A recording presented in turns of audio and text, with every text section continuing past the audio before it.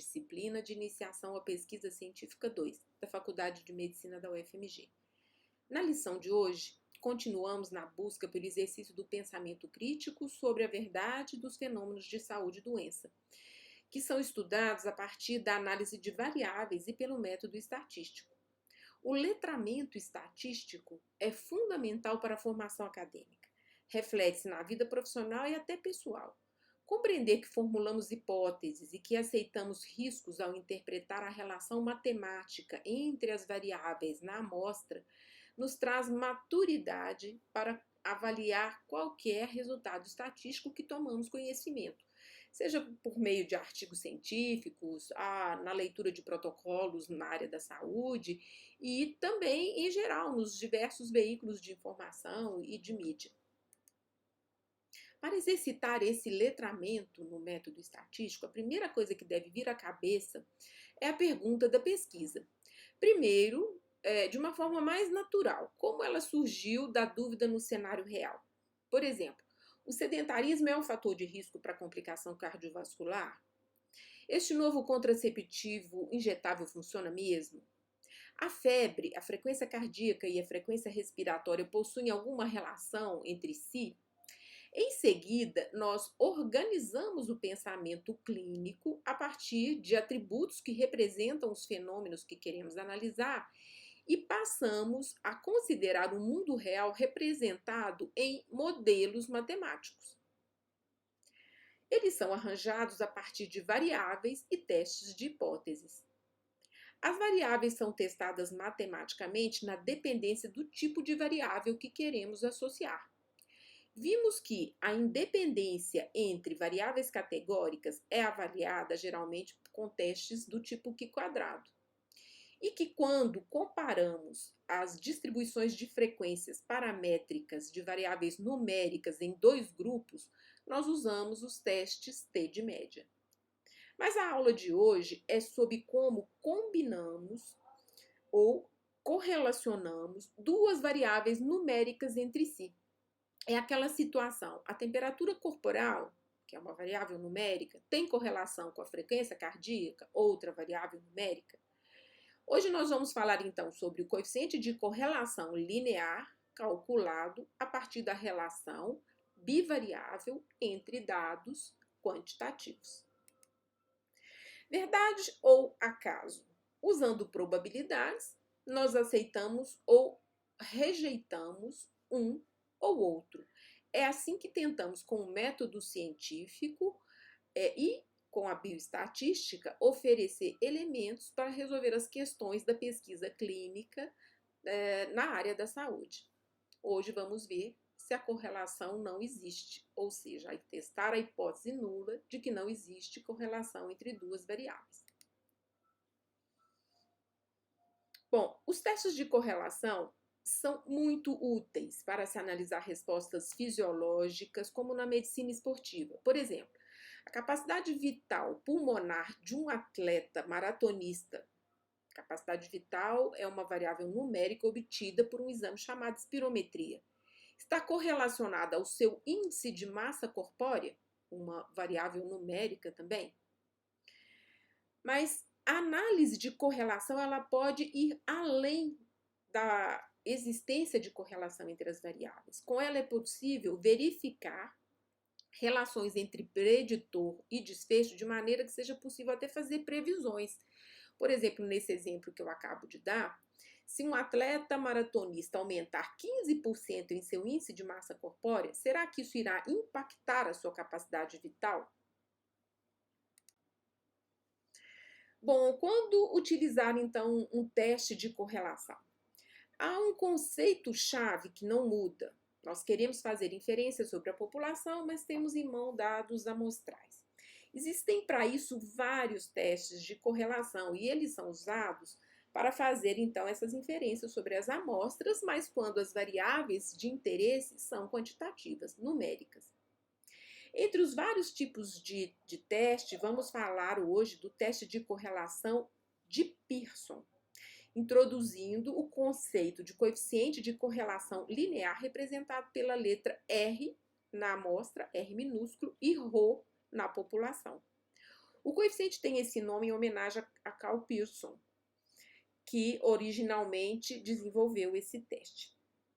Mas preste muita atenção que em estatística, correlação e associação não são palavras sinônimas, como talvez um dicionário de português. A correlação entre duas variáveis só é possível ser avaliada quando as duas variáveis são numéricas. Será que eu posso usar sempre o coeficiente de correlação de Pearson, então, quando eu quero correlacionar duas variáveis numéricas, né, fazer o teste de hipóteses da correlação? Bom, não é sempre que esse coeficiente de correlação de Pearson pode ser usado. E nem sempre a relação entre duas variáveis quantitativas é linear. Para que a gente use esse coeficiente, em primeiro lugar, as variáveis precisam ser numéricas. Depois, é necessário que elas tenham aquela distribuição gaussiana ou normal, a distribuição de frequência da variável. E elas devem ser obtidas por amostra aleatória. De preferência, deve-se usar a variável em seu formato quantitativo natural, evitando o uso de taxas ou razões como uma das variáveis a serem testadas na correlação. Agora vamos começar com esse exemplo. Quem respondeu o quiz de PC2 dessa semana foi desafiado a pensar se o valor de multas de trânsito está correlacionado ao valor do carro. Se começarmos a explorar essas variáveis através de um gráfico, talvez seja mais fácil perceber se existe alguma relação entre elas do que simplesmente olhar para um valor e outro.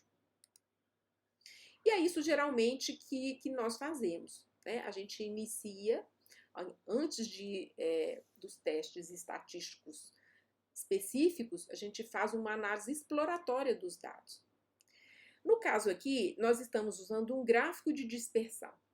No eixo X, geralmente, fica a variável preditora. No caso, o valor do carro. E no eixo Y, geralmente, fica a variável desfecho, que no caso de uma previsão, né, será o resultado da previsão. Mas, por enquanto, não vamos falar em previsão. Por enquanto, ela é variável desfecho, valor da multa. Neste gráfico, observe que, se existir uma correlação, ela for positiva. Ela deve ser positiva. Ou seja, quando o valor de uma variável aumenta, quanto maior o valor do carro, maior foi o valor da multa. A variável desfecho também parece aumentar. Agora vamos falar como avaliar se essa correlação existe e com que força as duas variáveis se associam. É para isso que nós calculamos o coeficiente de correlação de Pearson. Ele mede a força de correlação linear entre valores quantitativos emparelhados x e y. Notem que cada um desses círculos corresponde a um valor de carro e um valor de multa. Matematicamente, R, o coeficiente de correlação de Pearson, é a covariância entre essas duas variáveis. É um tipo de média. É como se nós traçássemos uma reta num ponto que é a média em que a gente produz as menores distâncias acima e abaixo dessa reta. E o R nada mais é do que o ângulo dessa reta. Em uma reta perfeita, y igual a x mais b, que aprendemos no ensino médio, isso seria uma referência para a gente compreender esse coeficiente. Mas aqui, a reta não é perfeita. Ela é, sim, o melhor modelo ajustado para a covariação do valor carro e multa. Isso poderia ser a mesma coisa entre temperatura corporal e frequência cardíaca, por exemplo. Agora vamos falar como calcular, né, e interpretar o coeficiente de correlação de Pearson. Geralmente os softwares calculam, né? Nós coletamos as variáveis, fazemos lá uma coluna com a variável preditora, uma coluna com a variável desfecho. Em cada linha a gente coloca uma observação, no caso um paciente ou uma amostra. E aí o software calcula, mas nós precisamos compreender, né, interpretar esse coeficiente. E para isso a gente precisa entender essas três situações colocadas nesses gráficos de dispersão. Tá aqui o valor do R, como ele é calculado. Note que quando R é positivo, a correlação é chamada de direta. Neste caso, quando uma variável aumenta, a outra também aumenta. Nessa situação, o valor de R vai ser positivo e quando o R é negativo, significa que a correlação é inversa. Neste caso, quando uma variável aumenta, a outra diminui. E quando o R é zero, significa que não há uma reta possível, ou seja, a correlação entre essas duas variáveis numéricas, preditor e desfecho, na verdade não existe na lógica da correlação linear. Vamos aqui para alguns exemplos. No caso de um coeficiente de correlação de Pearson positivo, mais 0,65, isso indica que na relação peso e pressão arterial diastólica, quanto maior o valor de peso, maior será o valor da correlação diastólica. No segundo caso, um R igual a menos 0,65 para a situação pressão arterial diastólica e dose de vasodilatador, nós sabemos que quando o vaso dilata, né, o vaso dilata, as paredes dilatam, a pressão arterial cai. Portanto, esse valor de correlação menos 0,65 indica que quanto maior a dose de um medicamento vasodilatador, menor será o valor da pressão arterial diastólica. Ou seja, a correlação é inversa.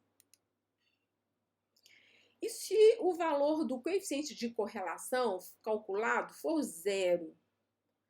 Isso significa que não há correlação linear entre as variáveis, mas isso pode acontecer numa situação, por exemplo, aqui como essa. Então, outra possibilidade, representada aqui por essa curva, é que há uma correlação de fato, só que ela não é linear. Isso é relativamente frequente nos seres humanos, onde um complexo mecanismo de regulação e contra-regulação respondem pela nossa homeostase. Bom, resumindo, o coeficiente de correlação de Pearson é usado para avaliar a correlação entre duas variáveis numéricas, desde que a distribuição de frequência das variáveis seja normal. O sinal que vem antes do coeficiente indica se a correlação linear é positiva, direta, ou negativa, inversa. O valor zero é indicativo de ausência de correlação. Agora falta saber como interpretar a força da correlação, esse número. Uma correlação perfeita tem um coeficiente de correlação 1 ou menos 1. Isso quer dizer que a cada acréscimo ou redução em uma variável, a outra variável se reduz ou se aumenta na mesma proporção. Mas isso é muito difícil de encontrar. Valores acima de 0,70, ou seja, de 0,70 até 1, seja no sentido positivo ou negativo, indica forte correlação.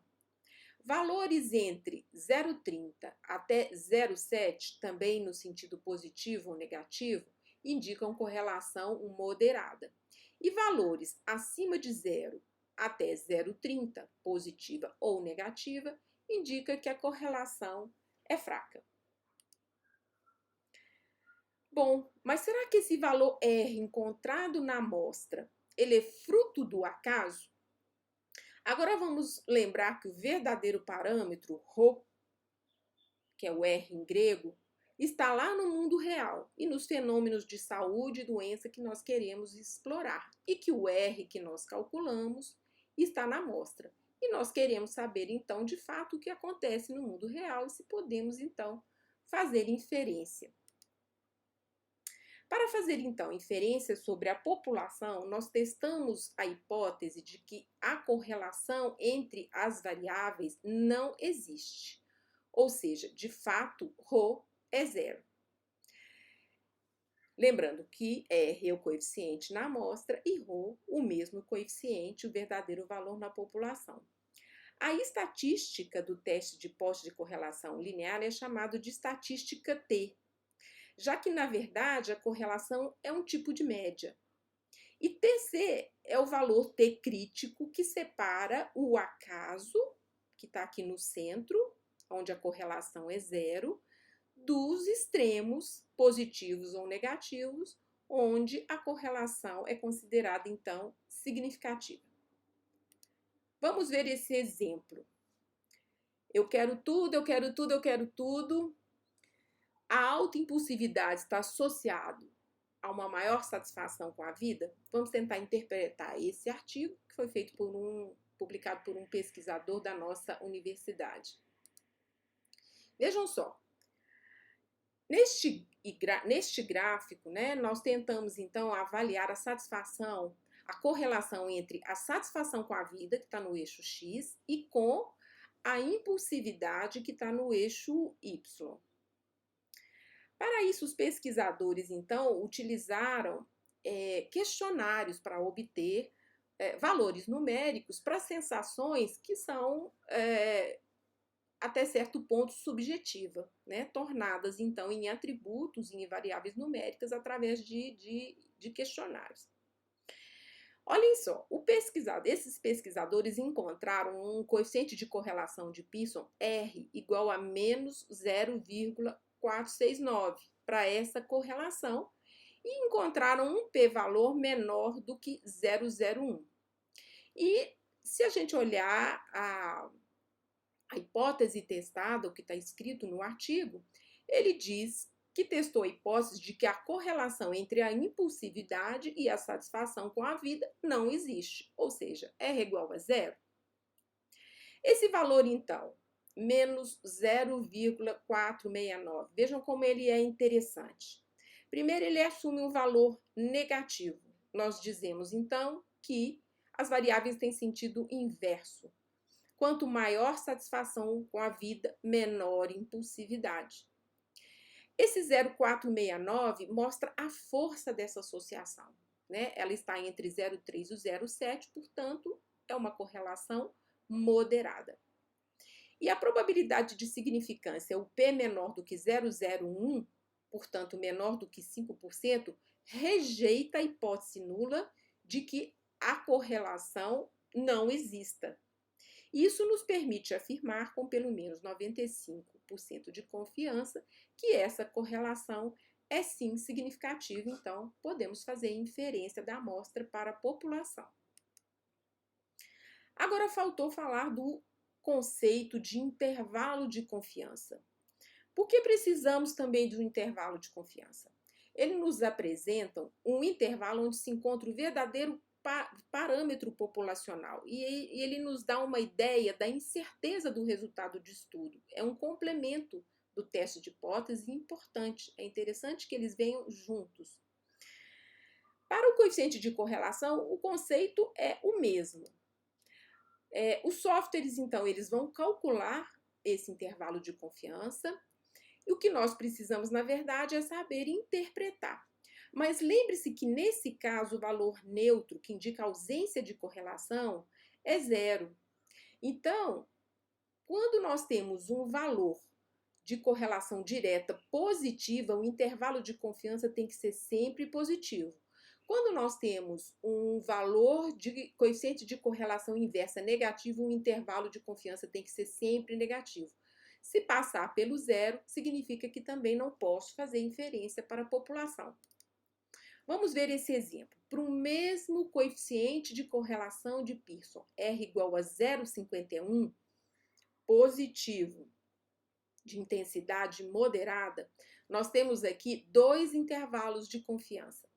No primeiro caso, o intervalo de confiança de 95% calculado para uma determinada conjunto de dados e amostra, esse valor é sempre positivo, vai de 0,34 até 0,06. Com isso, eu posso sim fazer inferências para uma população com confiança de 95%. Mas nesse caso, talvez uma amostra menor, o intervalo de confiança vai de menos 0,78 até mais 0,67. Portanto, ele passa pelo zero. Assim, a incerteza é grande e pode até acontecer da correlação entre as variáveis no mundo real ser inexistente. Nesse caso, então, eu não posso fazer inferência da amostra para a população com confiança de 95%. Finalizamos o assunto de hoje apresentando os erros mais frequentes na interpretação do teste de correlação de Pearson. Cuidado que a correlação entre variáveis, mesmo que forte, significativa, com um bom intervalo de confiança, não significa que uma variável é causa da outra. Os dados originais que se baseiam em média ou que se baseiam em coeficientes, em taxas, também podem não ter uma interpretação muito adequada quando avaliados pelo coeficiente de correlação. E é possível que exista, sim, uma correlação entre as variáveis, só que ela não é linear. Então, nem sempre, quando o teste não dá significativo, ou o intervalo de confiança é ruim, significa que uma variável não modifica a outra, simplesmente não é um padrão linear.